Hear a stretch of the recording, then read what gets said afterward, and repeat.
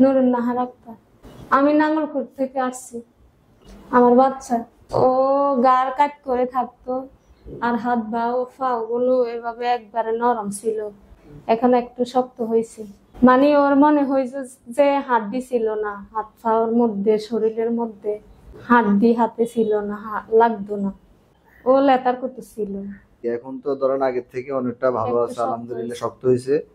আর ওই যে কথা বলতে পারতো না, এখন মা, ফুফু, কাকা এগুলা বলতেছে আর কি।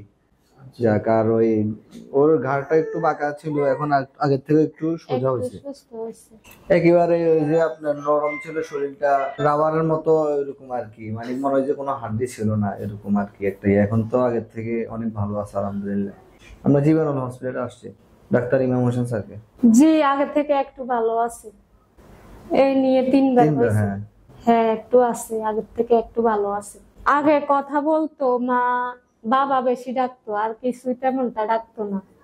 এখন মা ডাকে, বাবা ডাকে, কাকা ডাকে, ফুফু ডাকে, মানে আপুদেরকে ডাকে। আগে মানুষের সাথে মিশতো না, মানে মানুষ দেখলে মানুষের সাথে কথা বলতো না, নিচের দিকে তাকিয়ে থাকতো। এখন মানুষ দেখলে মানুষের সাথে হাসে, খেলে, কথা বলে, বলার জন্য চেষ্টা করে। ছায় বাচ্চাদের সাথে খেলাইতো। ইমাম স্যারকে দেখাইছি।